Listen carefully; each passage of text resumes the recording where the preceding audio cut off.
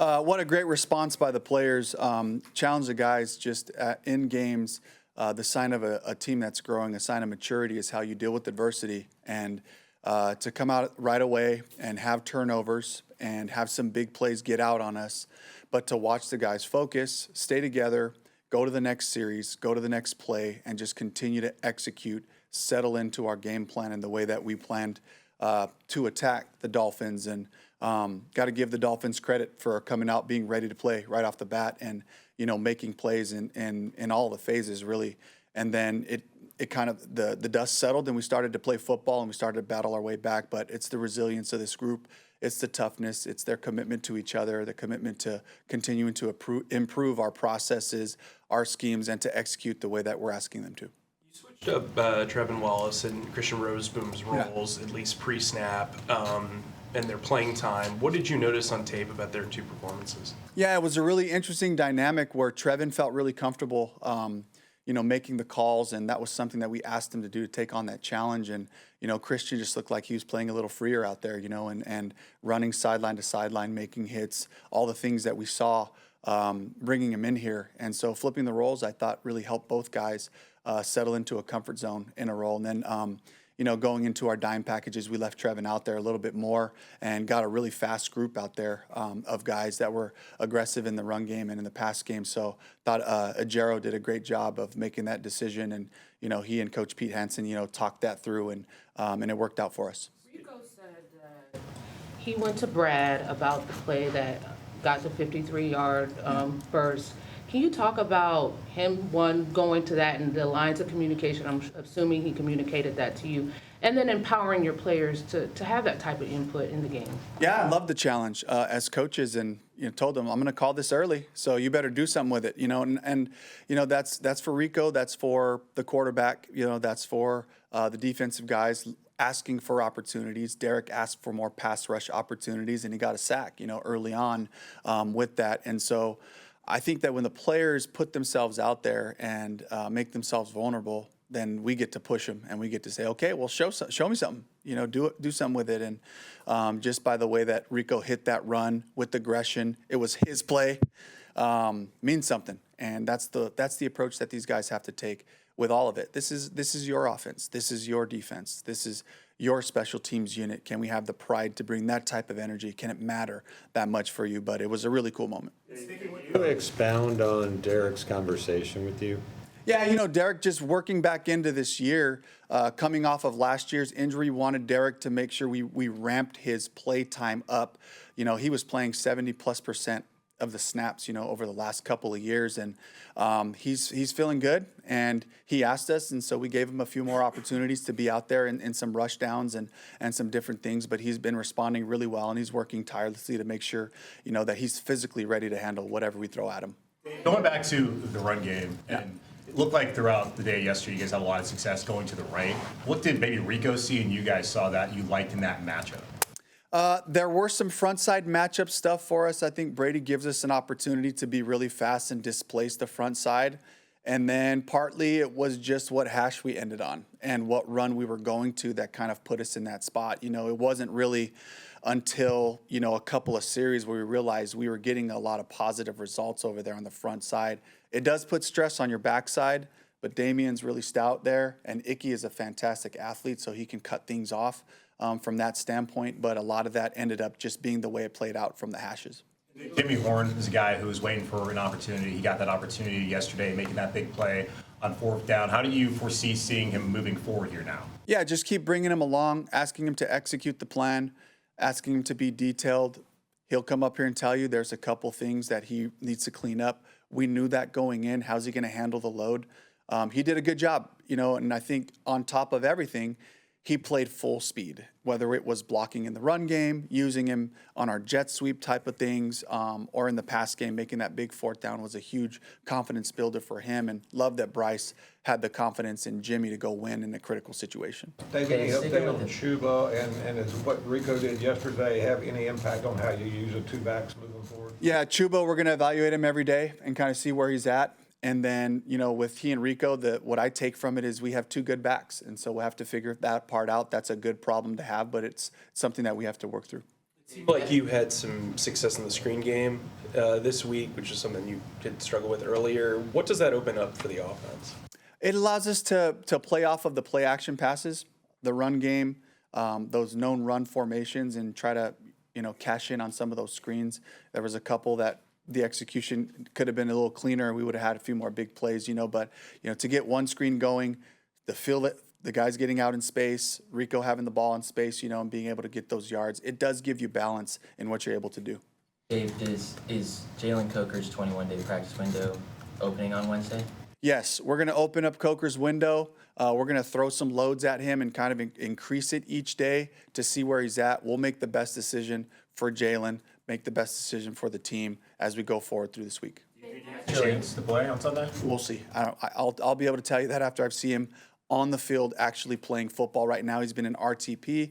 They're doing a great job with him, monitoring his progress, his top speeds, his endurance, just general physical conditioning for football. But now you got to go play football to be able to prove that we can bring him out there. Naturally, once he does get activated to the roster, that will mean a decision for the 53 and what you do with that. Have any thoughts on how that's going to impact the wide receiver room from a roster standpoint? Lots of thoughts, but nothing that I want to get into right now. Going to just the players being vulnerable and kind of asking for stuff, how have you seen those conversations evolve, and when did they really start to get comfortable bringing that to you? In bits and pieces, these are conversations that Bryce and I have been having for a long time in terms of, here are the concepts, and when he has an idea for how to improve something that we've built, we want to take that feedback. I want to make sure that whatever play comes through the radio waves that hits his ears, that it creates good chemistry in his mind. He's excited about the play.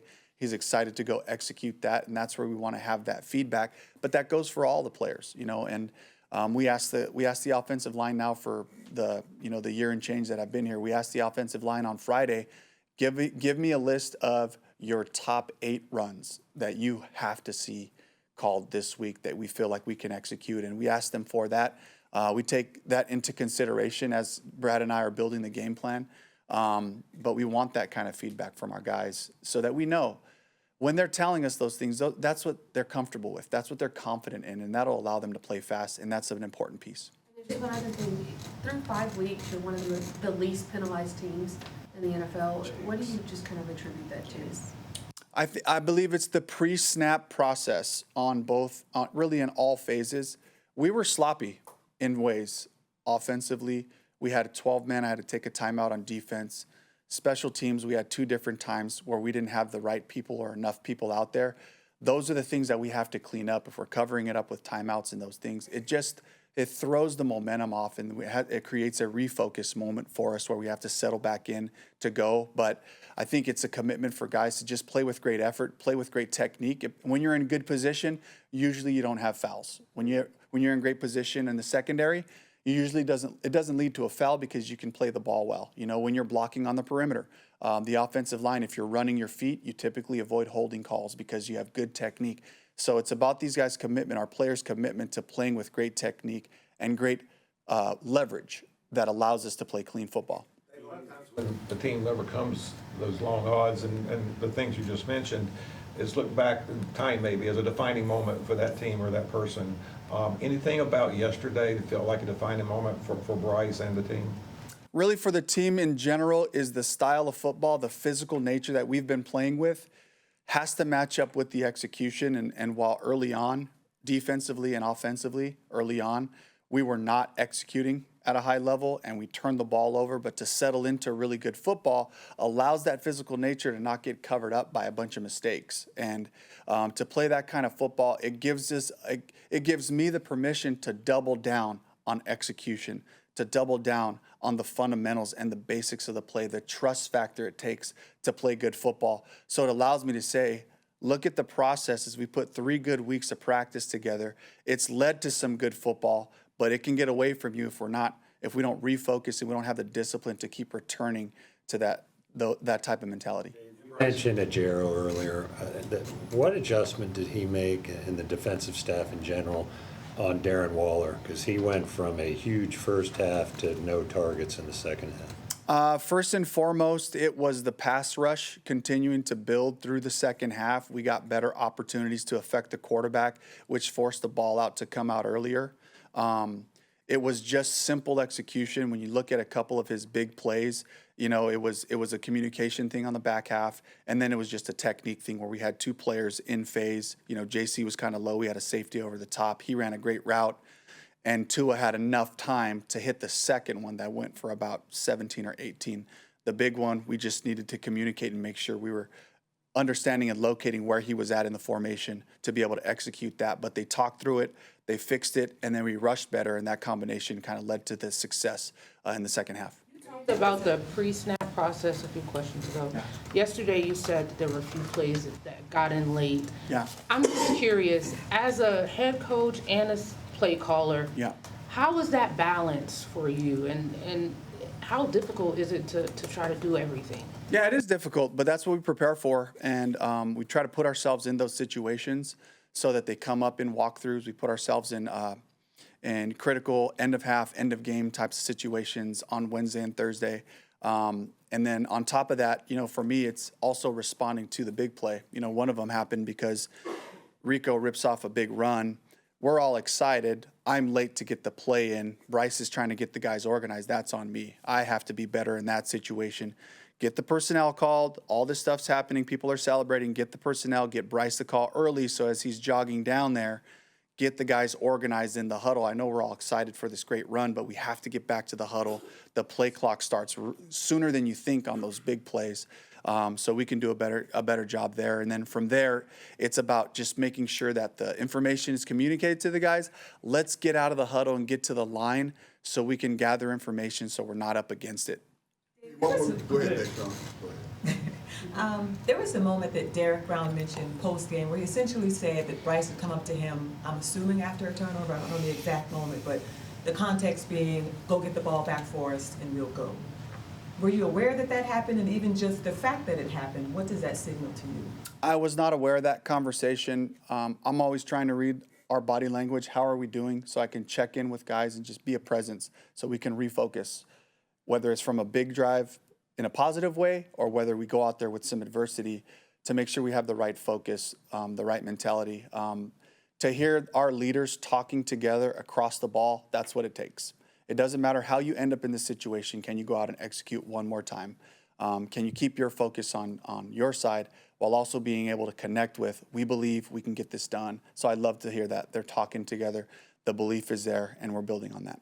As you guys look back at Lathan and Corey Thornton and the new roles they had yesterday, how did those two handle an increased workload? They did a solid job. They played hard. There's some communication things, some technique stuff that needs to be improved by what they did, but love asking them to take on bigger roles as we continue to go through this season, to see these guys contribute and help our team win. And they handled that. They handled the responsibility of it well. We need the execution to continue to improve. You mentioned the team. What about Bryce? Was there anything about it that was a defining moment for him, the way he handled the adversity? He's been really consistent this year on when things haven't gone right, when there have been mistakes, when he's turned the ball over, and he's got a great look on his face and his eyes of accountability, but also like, I'm good, let's keep going, you know, and giving me the confidence to just continue to give him opportunities to take the ball down the field when he can, put the ball in his hands when we get into the red zone to get opportunities that way. And so he's just led with consistency. He has a way of going down, sitting down, collecting his thoughts, and then coming back out with great energy. And that's where he's been locked into, and I want him to stay there. All right, thank you very much, Coach. All right, thank you.